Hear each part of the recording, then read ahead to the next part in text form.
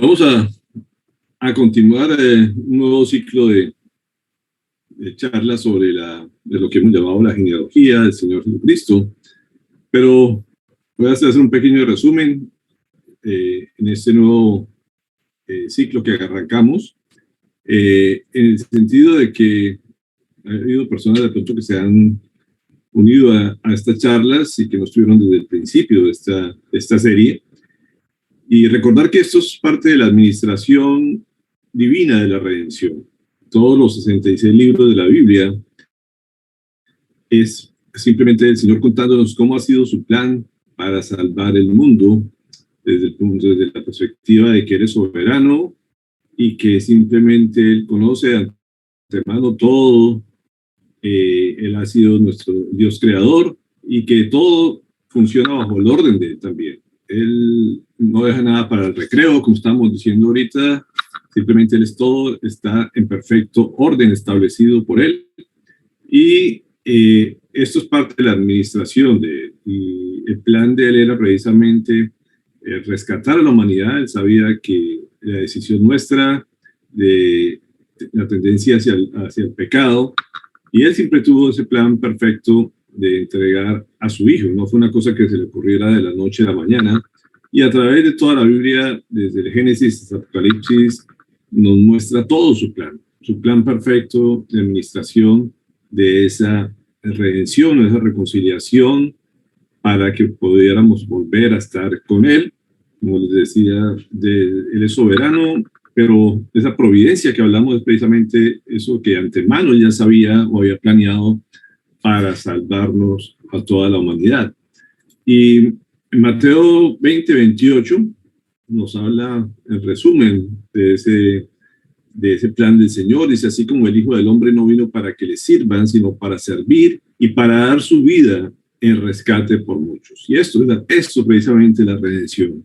Todo está centrado en este hecho de que el Señor venía a rescatar a muchas personas. Lógicamente, esto depende de la fe de las personas, es voluntad del ser humano aceptar o no a este Dios que viene a servirnos, que, como les decía de antemano, había planeado entregar su propia vida para salvarnos a cada uno de nosotros. Y como hemos hablado estos días también, todo esto depende de la fe, como dice Gálatas 3:22-23. Dice: pero la Escritura declara que todo el mundo es prisionero del pecado, para que mediante la fe en Jesucristo lo prometido se les conceda a los que creen. Antes de venir esta fe, la ley nos tenía presos, encerrados, hasta que la fe se revelara.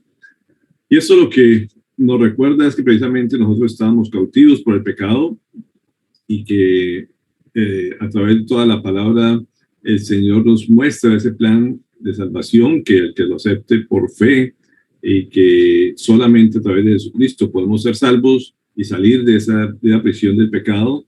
Así que a las personas que nos ha revelado esto y lo aceptamos como tal, tenemos asegurada o entrar en el plan del Señor para salvación y estar por siempre con Él y no ser condenados por este pecado, como ayer también hablábamos, como dice también Romanos 8:1 y 2, dice: por lo tanto, ya no hay ninguna condenación para los que están unidos a Cristo, pues por medio de Él, la ley del Espíritu de vida me ha liberado de la ley del pecado y de la muerte. Entonces, esto no es casualidad que todo nos recuerde y coincide a lo que el Señor nos ha estado hablando estos días, precisamente que estamos muertos, de que estamos también siendo prisioneros, atados por el pecado, y Él vino a rescatarnos de todo esto y a darnos vida para que podamos vivir con Él por siempre.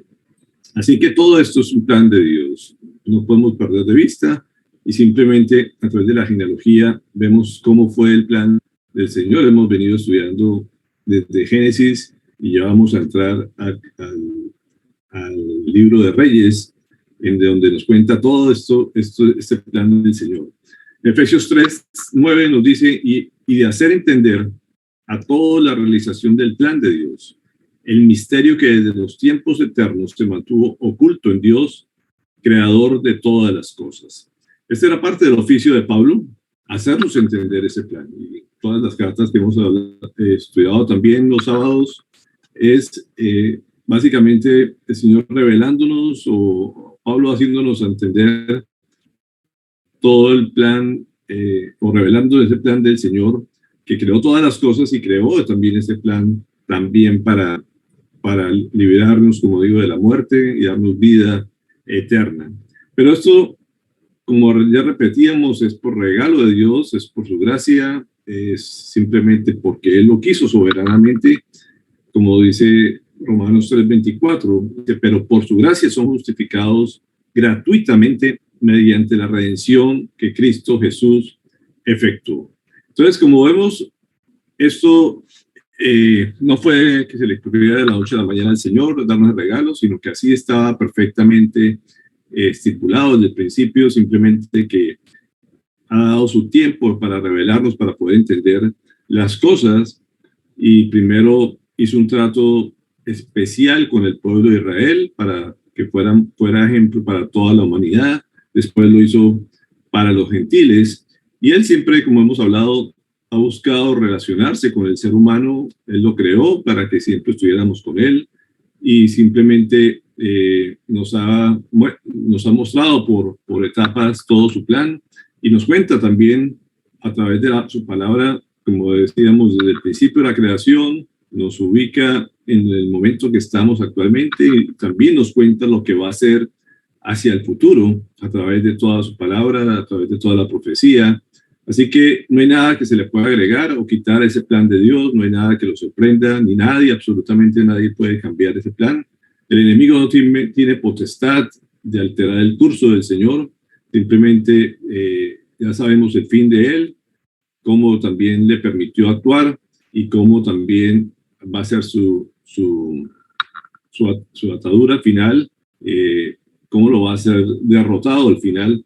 Así que, como vemos, todo es un plan, una administración perfecta de parte del Señor. Y el Señor estableció relacionarse a través de toda la historia, a través de pactos. Y hemos hablado de los pactos también. Y básicamente los pactos, al final, nos muestran la revelación final de Jesucristo. Jesucristo fue el último pacto establecido a través de él. Pero es interesante, y cada vez que podemos estudiar el tema del pacto, son las promesas del Señor, precisamente confirmando completamente su plan, como le decía, primero con el pueblo, primero con Adán, con Noé, con Abraham, con Moisés, y por último con toda la humanidad a través de Jesucristo. Así que esta es la forma que Dios ha establecido su relación con el ser humano, donde Él hace unas promesas y se cumplen, a pesar de que nosotros hemos sido infieles, a pesar de que la contraparte del pacto ha sido infiel. Él siempre va a cumplir, y eso es la seguridad y la certeza de que el Señor lo que promete lo cumple hasta la última letra. Isaías 55:3 dice: presten atención y vengan a mí, escúchenme y vivirán. Haré con ustedes un pacto eterno conforme a mi constante amor por David.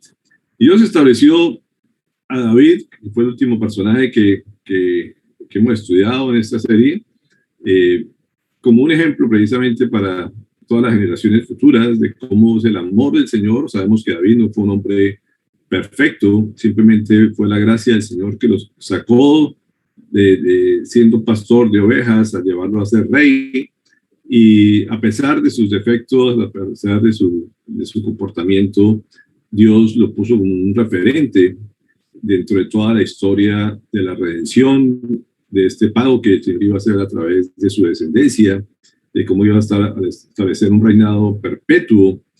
Así que ese fue el último personaje que pudimos estudiar en toda esta serie, y eso solamente nos muestra lo que es la providencia del Señor y su bondadoso amor, que también hemos hablado en estos días de todo el amor del Señor. Y David hizo un salmo, el 136, que nos resume gran parte de este plan. No lo voy a leer en este momento, pero les voy a recordar lo que decían en términos generales. Nos habla de la creación, refiriendo a que Dios es bueno y que su amor al final perdura para siempre. Es una frase que repite en la Nueva Versión Internacional, se habla así: su amor perdura para siempre. En la Reina Valera, de pronto estamos más relacionados con lo que él decía, de que decía, porque para siempre es su misericordia. De todos modos, hemos hablado de la misericordia y el amor de Dios son para siempre, y han sido desde siempre y para siempre, y eso es lo que no podemos perder nunca de vista. Todo lo que sucede y lo que ha planeado el Señor es por amor al ser humano, incluyendo la muerte de su propio Hijo. Como digo, esto era la voluntad del Señor que así fuera, para demostrarnos simplemente el amor hacia la humanidad. Y de ahí algo que no podemos nunca perder de vista.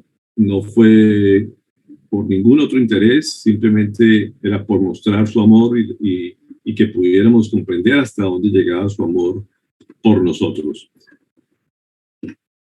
En el primer periodo de la genealogía que estudiamos, que viene desde el nacimiento de Abraham, que fue hacia el año 2166 a.C., nos estudiamos hasta el final del reinado de David en Hebrón, que es hacia el año 1003 a.C. Esto contempló 1163 años de estudio, lo que hasta el momento llevamos estudiando esto de la genealogía. Y el Señor también lo dispuso así, de que fueran a través de toda su palabra mostrando los personajes, cómo fue llevando todo su plan, toda su administración, de personaje en personaje, mostrando los hijos de los hijos de los hijos, hasta llegar a David, el cual hace un paréntesis, se puede decir ahí, y vuelve a repetir el segundo periodo que inicia también con David. Entonces, la primera parte de la parte donde estuvo los 7 años gobernando en Hebrón, y la segunda parte vuelve a arrancar la genealogía con David, y esa incluye 406 años, que incluye desde David en Jerusalén o en Israel hasta la deportación de Babilonia del año 597 a.C. Entonces, esto incluye alrededor de 406 años en el segundo periodo de la genealogía, y el cual vamos a empezar a estudiar el día de hoy, y básicamente contempla lo que es el periodo de los reyes. El primero que estudiamos fue el periodo de los jueces, donde el Señor también estableció esos libertadores, esos caudillos que de alguna forma representaban cómo era su amor y su paciencia con el pueblo de Israel, rescatándolo a pesar de sus malas prácticas, de su desobediencia, y que siempre tenía un caudillo.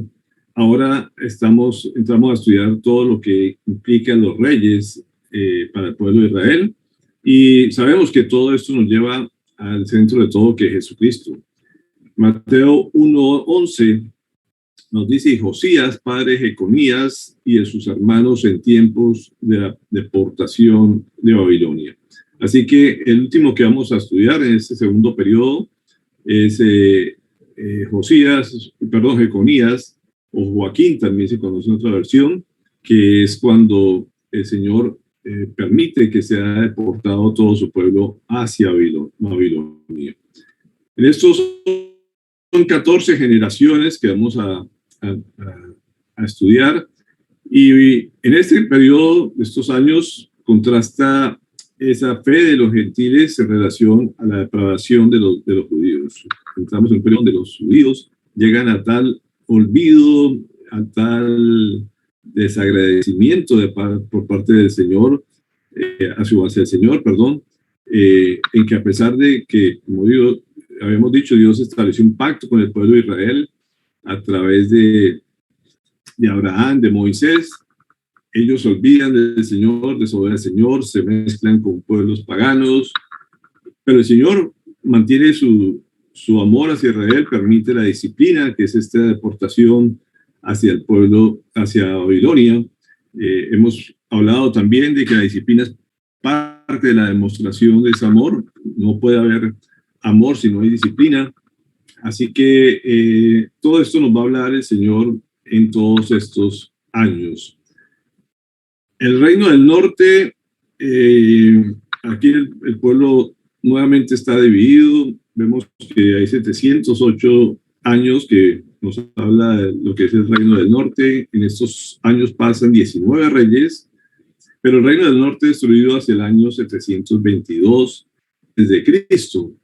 El reino del sur, que es la otra parte que incluye Israel, son 20 reyes, son desde el año 944 antes de Cristo hasta el año 586 antes de Cristo, y esto incluye son 344 años más años que tuvieron el reinado del sur que el reinado del norte. Así que esto es lo que vamos a mirar hasta que llega la deportación en Babilonia. Como les decía, es el colapso de esta dinastía davídica por parte de Nabucodonosor. Nabucodonosor toma a Israel y se lleva a este pueblo hacia Babilonia. Esto es lo que nos habla esta segunda parte. En Segunda de Crónicas 36:14 nos dice que también los jefes de los sacerdotes y el pueblo aumentaron su maldad, pues siguieron las prácticas detestables de los países vecinos y contaminaron el templo que el Señor había consagrado para sí en Jerusalén. Por amor a su pueblo y al lugar donde habita el Señor, Dios de sus antepasados, con frecuencia les enviaba advertencia por medio de sus mensajeros. Pero ellos se burlaban de los mensajeros de Dios, tenían en poco sus palabras y se mofaban de sus profetas. Por fin el Señor desató su ira contra el pueblo y ya no hubo remedio. Y esto, en cierta manera, resume todo lo que este pueblo se comportó durante toda esta época, que a pesar de que mandaba a sus caudillos, mandaba a los profetas, termina desobedeciendo y por lo tanto tienen que ser desterrados de esta tierra hasta que aprende, se puede decir la lección, que ya estudiamos que no se ha arrepentido de todo cuando él lo retorna, pero fueron 70 años que él los tiene en esta época completamente exiliados para darles una lección y cumple también su palabra, que son 70 años de disciplina, pero después vuelve y lo retorna al territorio que él les había prometido desde el principio. Así que todo esto volvemos a un plan perfecto del Señor hasta llegar a la solución definitiva, el remedio definitivo que era Jesucristo. Ese es el último parte del pacto del Señor hasta que tenga que venir en la segunda venida. Así que él ya cumplió esta parte de la cual hoy estamos recordando esa historia, pero todo se centra en Jesucristo, en ese primer pacto que él establece a través de Adán, que va a ser una simiente de la mujer, que van a ser de una mujer, y además le da el título de hijo de David. Como centro de esta gran historia, vuelve a darle ese título de hijo de David, recordando que él hizo un pacto y un reinado perpetuo a través de este rey David, y iba a mantener su reinado por la eternidad a través de un descendiente de él. Así que estamos en este momento clave de la historia, donde David es un personaje fundamental en todo este estudio. Y vamos a recordar algunas cosas simplemente rápidamente del rey David, que es la primera generación de este segundo periodo. David, como estuvimos la vez pasada, su nombre traduce bien amado o el amado del Señor. Y creo que hay muchas evidencias de cómo fue un hombre, como decía, formado de acuerdo al corazón del Señor, que nos muestra el amor del Señor hacia este ser humano que no era perfecto, ni mucho menos, pero que siempre mostraba esa sensibilidad hacia a reconocer su pecado, arrepentirse y a querer hacer la voluntad del Padre, que es lo importante. En la segunda, ese fue el segundo rey de la monarquía unida, o sea, el primer rey fue Saúl, y y después David reinó durante 40 años, 7 en Hebrón y 33 en Israel. Y básicamente este es el periodo que comprende, es el primer rey de este segundo grupo. En Mateo 1:6 dice: Isaí engendró al rey David. Entonces sabemos que su padre era Isaí, fue el descendiente del menor de los hijos de Isaí. Y nos habla también de su madre como una sierva del Señor. Nunca se menciona el nombre de la mamá de David, pero en el Salmo 86:16, él mismo menciona y dice: mírame y ten misericordia de mí, da tu poder a tu siervo y guarda al hijo de tu sierva. Hay dos menciones que hace en cuanto a la mamá de David, que se menciona como una sierva del Señor, una persona que fue aparentemente fiel al Señor y que a pesar de ser anónima nos da esta referencia.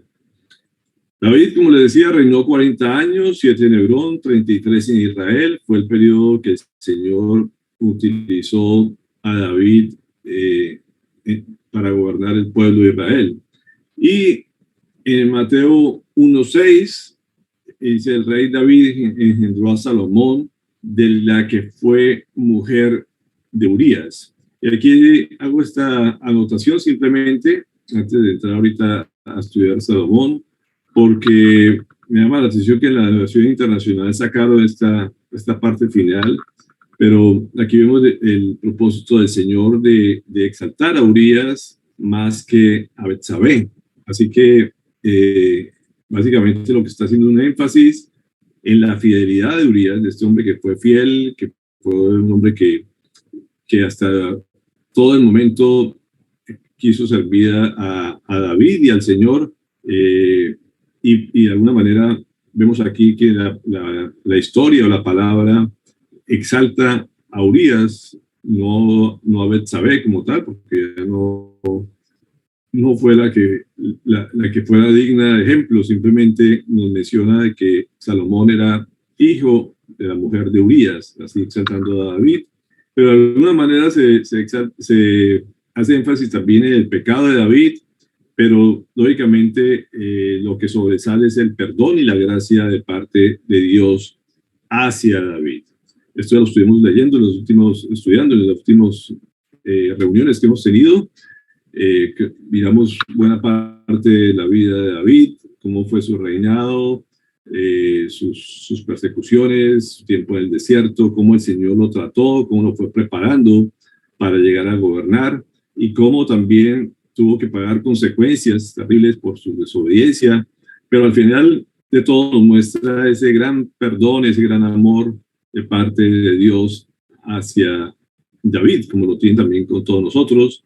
Y como vemos, es un ejemplo para toda la humanidad y un ejemplo de cómo nos trata de él y cómo nos demuestra su amor también, que a pesar de nuestras equivocaciones, de nuestros pecados, de nuestras caídas, nos levanta nuevamente y hace todo para que precisamente crezcamos conforme a su corazón.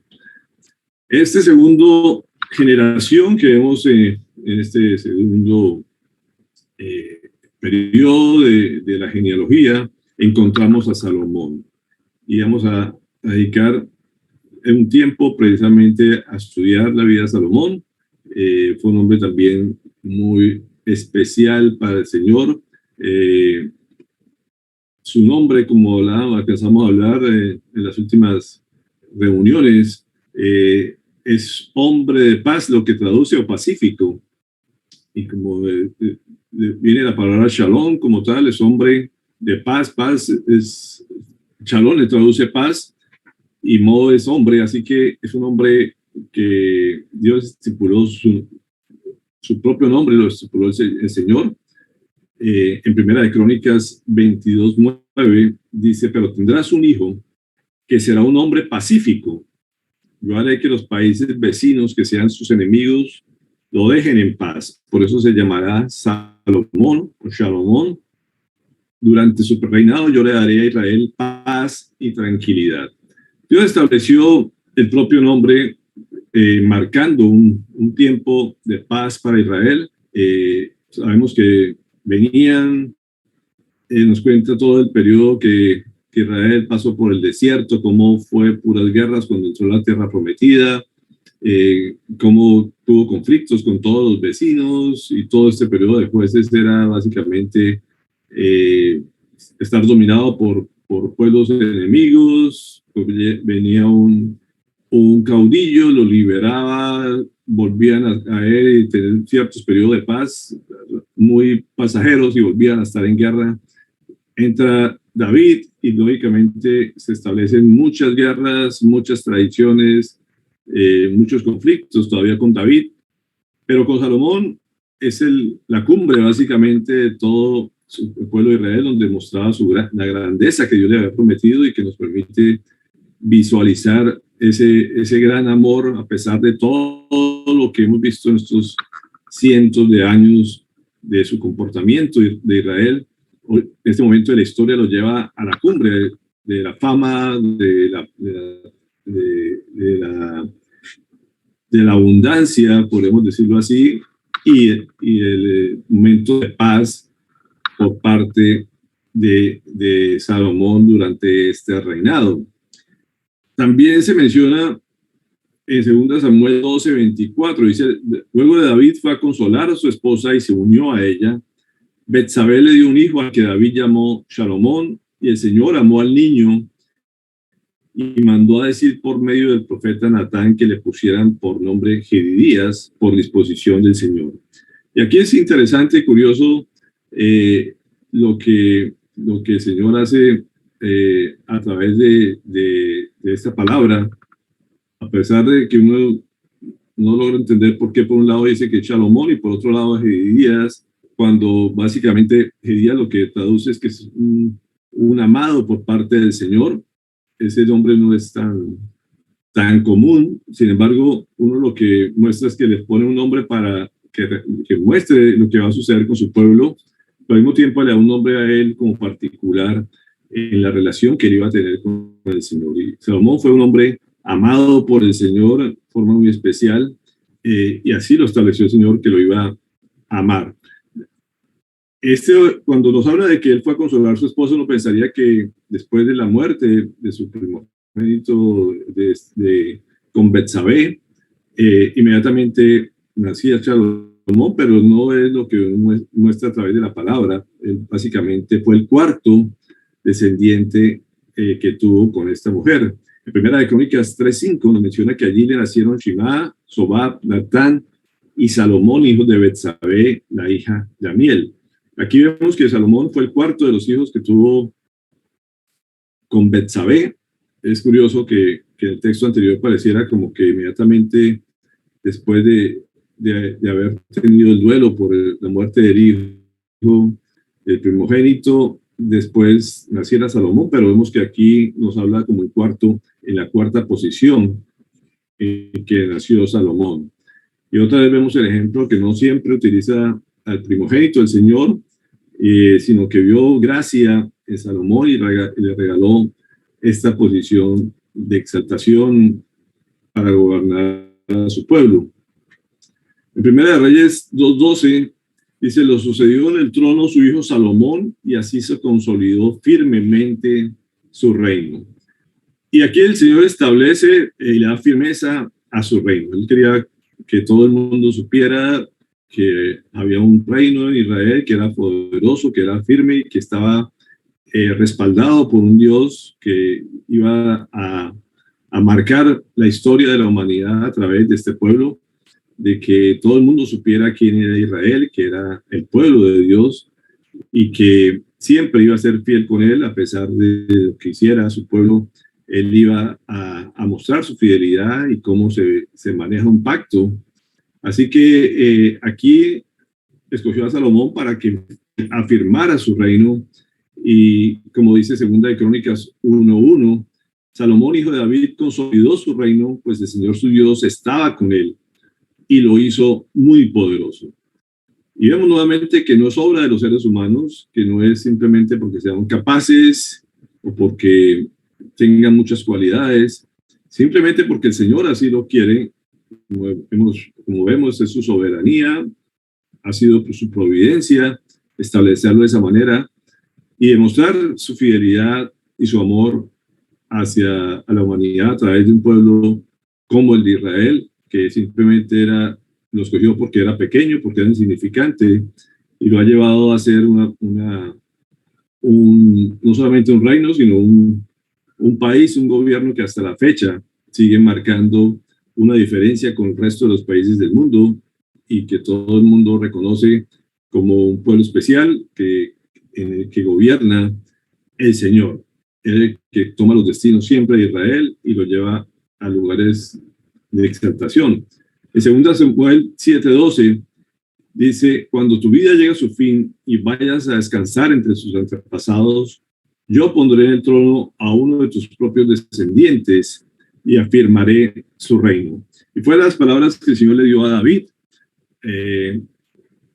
diciéndole que él no iba a gobernar por mucho tiempo Israel, que no iba a permitir que hiciera su templo, pero que uno de sus descendientes iba a gobernar y iba a firmar el reino. Así que Dios le había dado esa promesa a David y aquí lo hace con Salomón. Es el momento de afirmar su reino y de Salomón tiene que tomar y hacer unas medidas necesarias para que eso se cumpla. Como veíamos, era un tiempo de inestabilidad con David, de muchas tradiciones, todo el mundo se le sublevaba, eso era parte de lo que tenía que pagar por haber hecho lo que hizo. Sus propios hijos lo traicionaban, hasta que llega Salomón y el Señor le dice que va a firmar su reino a través de él, pero Salomón tiene que tomar unas medidas de obediencia para que esto se cumpla, para poderle darle estabilidad a su pueblo y que sea un ejemplo también para las próximas generaciones. Y no fue fácil las decisiones que tuvo que tomar. Primero vamos a ver algunas de ellas en Primera de Reyes 2:25. Enseguida, el rey Salomón le dijo a Benanías, hijo de Joiada, le dio la orden de matar a Adonías. Adonías era otro de los hermanos de Salomón, hijo del rey David, que fue el que trató de quitarle el trono a Salomón. Trató de básicamente traicionar a su padre, traicionarlo a él, tomándose el reino, hizo un complot para que él pudiera gobernar y había precisamente dado unas promesas para guardarle su vida, como lo dice en Primera de Reyes 1:51-52. Dice, no faltó quien fuera a decirle a Salomón, Adonías tiene miedo de su majestad y está agarrado de los cuernos del altar. Ha dicho, quiero que hoy mismo jure el rey Salomón que no condenará a muerte a este servidor suyo. Salomón respondió, si demuestra que es hombre de honor, no perderá ni un cabello de su cabeza, pero si se le sorprende en alguna maldad, será condenado a muerte. Como vemos, Salomón era un hombre rencoroso, resentido, que simplemente tomara medidas emocionalmente al decir que porque la otra persona quiso quitarle su reinado, él lo iba a matar. Él le jura a este hombre que si él se comporta bien y que si no hace nada malo en contra del rey, le iba a perdonar la vida. Sin embargo, vemos que esto no fue así. Dice, Adonías se confabuló con Joab, hijo de Sarvia, y con el sacerdote Abiatar, y estos le dieron su apoyo. Esto es lo que había hecho él anteriormente, cuando se unió a uno de los sacerdotes, Abiatar, para tomarse el reino. En Primera de Crónicas 15:11-12 dice, luego David llamó a los sacerdotes Sadoc y Abiatar y a los levitas Uriel, Asaías, Joel, Samaías, Eliel y Aminadab.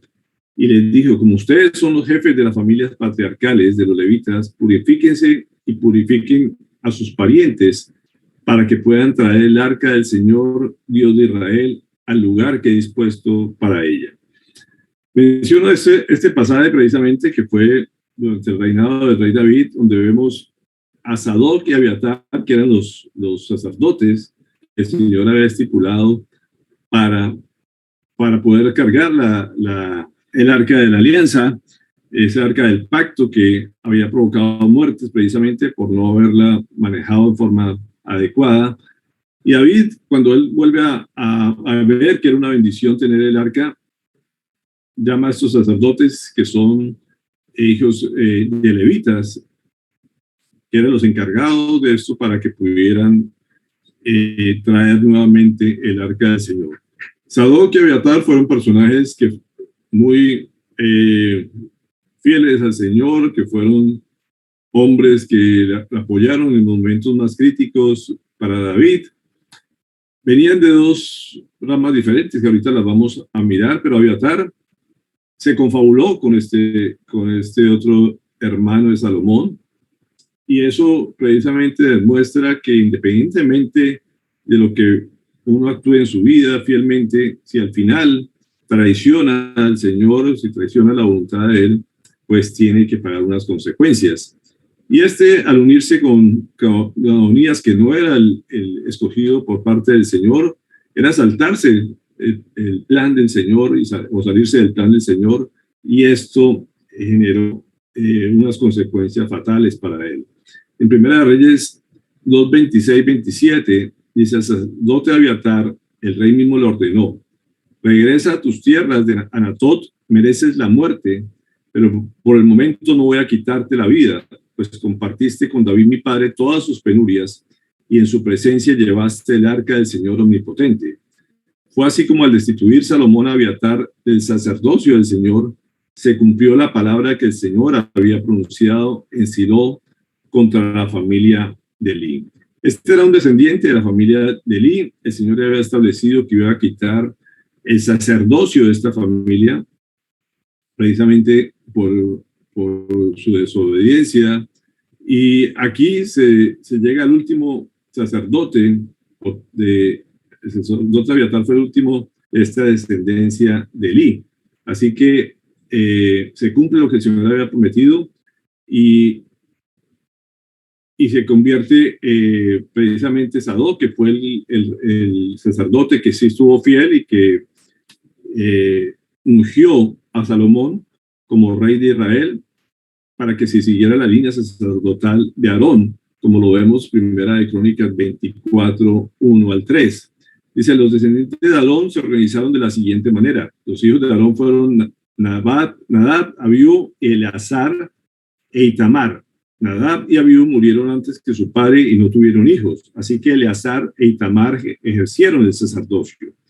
Con la ayuda de Sadoc, descendiente de Eleazar, y de Ahimelech, descendiente de Itamar, David organizó a los sacerdotes por turnos para el desempeño de sus funciones. Entonces, como les decía, habían dos líneas sacerdotales en este momento, Sadoc y Abiatar, pero Abiatar, al traicionar el plan del Señor, él precisamente hace que termine allí esta línea sacerdotal, y toda la línea sacerdotal se va por el orden de Eleazar, que viene como descendiente de Aarón, que era el que Dios había escogido para ser el sacerdote de su pueblo en sus inicios. En Números 25, 10 al 13, nos dice: el Señor le dijo a Moisés: Pines, hijo de Eleazar y nieto del sacerdote Aarón, ha hecho que mi ira se aparte de los israelitas, pues ha actuado con el mismo celo que yo habría tenido por mi honor. Por eso no destruí a los israelitas con el furor de mi celo. Dile pues a Fines que yo le concedo mi pacto de comunión, por medio del cual él y sus descendientes gozarán de un sacerdocio eterno, ya que defendió celosamente mi honor e hizo expiación por los israelitas. Y eso precisamente fue la acción que Fines hizo cuando el pueblo se fue a adorar al becerro de oro, cuando Moisés estaba en el monte, y que defendió y fue celoso con las cosas del Señor, y fue los que se mantuvieron fieles, y Dios también fue fiel en darles ese sacerdocio para siempre, y lo vemos en este momento cumpliéndose esa promesa que el Señor había establecido siglos atrás con Moisés. Así que aquí vemos todavía cómo es el plan del Señor, que todos los fichas las mueve como un ajedrez y al final siempre tiene la victoria. Así que estos precisamente sacerdotes, uno es infiel, el otro es fiel, y se cumple lo que el Señor había prometido desde el principio en este reinado de Salomón. Joab es otro personaje que fue un hombre especial dentro del reinado de David. Lo vemos en Primera de Reyes 2:28 al 30, pero que también conspiró con Adonías. Dice, Joab había conspirado con Adonías, aunque no con Absalón. Así que al oír que Adonías había muerto, fue a refugiarse en el santuario del Señor, agarrándose de los cuernos del altar. Cuando le dijeron a Salomón que Joab había huido al santuario y que estaba junto al altar, el rey le ordenó a Benaías, hijo de Joiada, que fuera a matarlo. Benaías fue al santuario del Señor y le dijo a Joab, el rey te ordena que salgas. No, respondió Joab, de aquí solo me sacarán muerto. Él creyó que por irse al altar del Señor y agarrarse los cuernos del altar, Salomón no iba a acabar con su vida, como tampoco lo había hecho con Abiatar en ese momento de que él le permitió perdonarle la vida durante un tiempo, pero como vemos le puso la condición que no hiciera nada malo que fuera contra el rey, y él trató de unirse con una de las mujeres de su padre David, y esto precisamente era un símbolo de que quería traicionar, tomarse el lugar de David. Y esto pues le implicó la muerte a Adonías. Y aquí vemos a Joab que trata de hacer la misma estrategia de agarrarse, de irse para el altar para guardar su vida. Y él básicamente le manda a decir al rey que solamente lo sacan muerto de ahí. Así que el rey de Salomón le dio gusto, como dice en Primera de Reyes 2:31. Dice, pues dale gusto, ordenó al rey, mátalo y entiérralo. De ese modo me absolverás a mí y a mi familia la sangre inocente que derramó Joab. Benaías, hijo de Joiada, fue y mató a Joab e hizo que lo sepultaran en su hacienda de la estepa.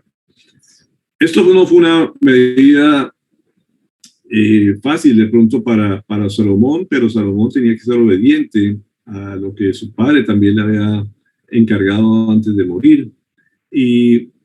Y tenía que ser también fiel al Señor, cumpliendo lo que decía su palabra. Vemos que Salomón es conocedor de la palabra, así como fue David también, que no se podía saltarse la ley independientemente del deseo de su padre, pero la ley lo respaldaba, como lo muestra Éxodo 21:14. Si el homicidio es premeditado, el asesino será condenado a muerte, aun cuando busque refugio en mi altar. Como vemos, el homicidio era una falta, como es hasta el momento, algo muy grave para el Señor, quitarle la vida a alguien, y así se refugien dentro del templo, podían acabar con su vida.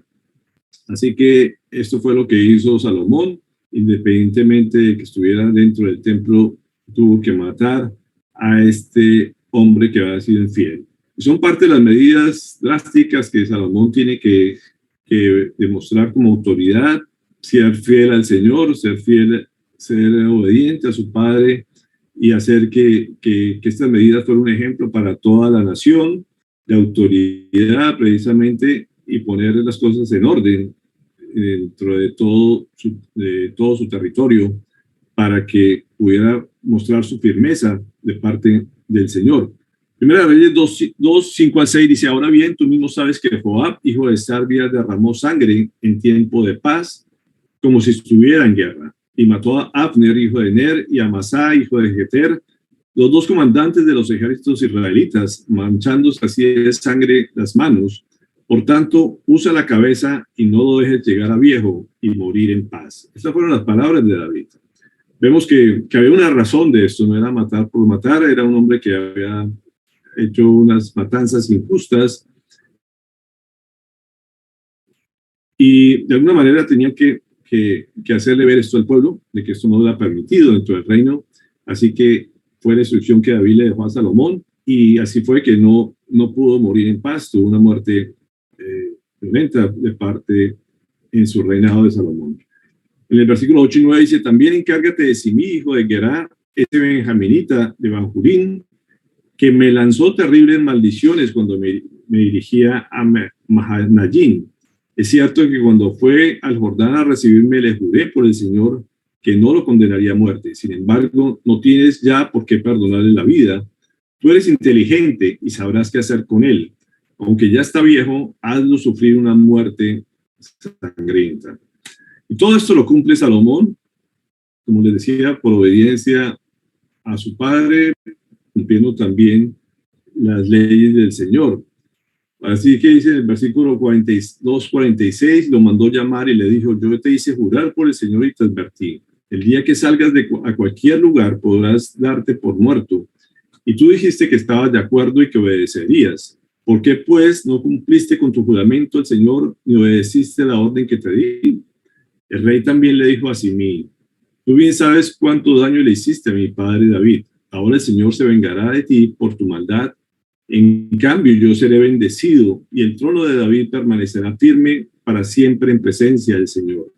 Acto seguido, el rey le dio la orden a Benaías, hijo de Joiada, y este fue y mató a Simí.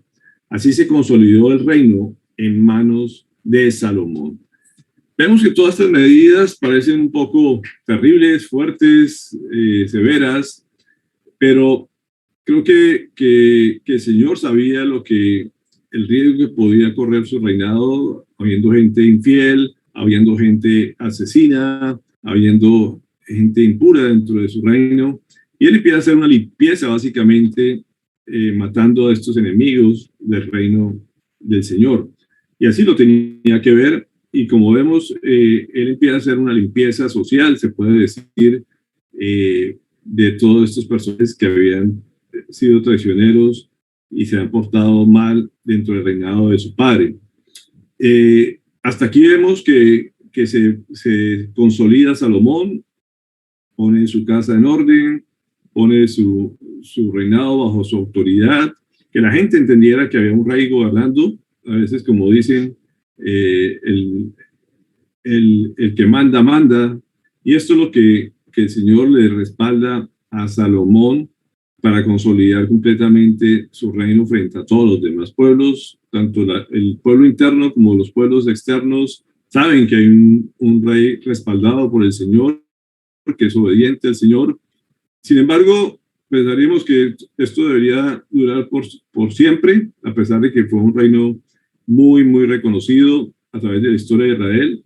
Cometió graves errores también, y aquí empieza en Primera de Reyes 3:1 a mostrar cómo se empezó a desviar rápidamente Salomón. Dice: entró en alianza con el faraón, rey de Egipto, casándose con su hija, la cual llevó a la ciudad de David, y mientras terminaba de construir su palacio, el templo del Señor y el muro alrededor de Jerusalén. Entonces, como vemos, él empezó a establecer el templo del Señor, que fue lo que el Señor había ordenado. Hizo su muro, ponerle los refuerzos alrededor de la ciudad de Jerusalén. Empieza a hacer la gran ciudad de David, pero al mismo tiempo se casa con la hija del faraón del pueblo de Egipto, como una movida política para mantener la paz y obtener riqueza dentro de su reinado. Era un socio estratégico, podemos decirlo, y fue una jugada estratégica también para tomar más poder en medio de los otros vecinos. Sin embargo, podemos ver que aquí que es una decisión personal, una ambición personal también, pero iba en contra de las ordenanzas del Señor. Así que vemos un periodo inicial donde obedece a Dios, donde obedece a su padre, toma medidas fuertes, necesarias, pero al poco tiempo empieza a tomar sus propias decisiones, como lo vemos aquí, casándose con una hija de un faraón, del pueblo donde sus antepasados habían sido esclavizados, y esto es contrario a la voluntad del Padre, de nuestro Padre Dios. Deuteronomio 7:3-4 dice: tampoco te unirás en matrimonio con ninguna de esas naciones. No darás tus hijas a sus hijos, ni tomarás sus hijas para tus hijos, porque ellas los apartarán del Señor y los harán servir a otros dioses. Entonces la ira del Señor se encenderá contra ti y te destruirá de inmediato. Y esto eran las ordenanzas del Señor, y lo cual Salomón empieza a desobedecer casándose con esta hija de Faraón. Además, el Señor había dicho: el rey no tomará para sí muchas mujeres, no sea que se extravíe su corazón, ni tampoco acumulará enormes cantidades de oro y plata. Y aquí vemos, y vamos a ver durante este estudio de Salomón, que fue todo lo contrario lo que hizo Salomón. Tuvo miles de mujeres, muchas riquezas como nunca otro rey tendría sobre la tierra. Se afanó por ser poderoso en estos aspectos, y de todos modos se cumple lo que el Señor siempre dijo, que esto no debería ser ningún rey, y que iba a ser apartado precisamente, se iba a ir a servir a otros dioses, que fue lo que termina haciendo Salomón, haciendo una mezcla básicamente con el paganismo, cosas que vemos hasta la fecha, de toda esa simbiosis que hay entre el paganismo y lo puro, que es lo que caracteriza básicamente al pueblo de Israel hasta el día de hoy. Así que vemos aquí cómo empieza a fallar Salomón, y vamos a ver cómo Dios también lo utilizó dentro de todo su plan, toda su administración de salvación, como lo va a utilizar también para construir su templo, para continuar esa genealogía hasta que llegara a Jesucristo. Y aquí nos vamos a dar grandes lecciones de lo que se debe hacer y lo que no debe hacer una persona que es guiada por el Señor. Así que empezamos el segundo periodo de la genealogía. Como les decía, que simplemente va a ser un periodo de decadencia, desde lealtad de parte de Israel hasta tener que ser duramente tratado por parte del Señor, dejando que sea tomado por un pueblo enemigo y sacado de la tierra prometida que tanto tiempo habían aguardado, y que el Señor con tanto esmero lo llevó a este lugar, y que después, por su desobediencia, permite que salga completamente de ella y sea ocupada por los enemigos. Así que podemos entender un poco aquí cuáles son los errores que cometen estos reyes, lo cual también es necesario aprender para no cometer los mismos errores que ellos. Así que hoy dejo la enseñanza hasta aquí,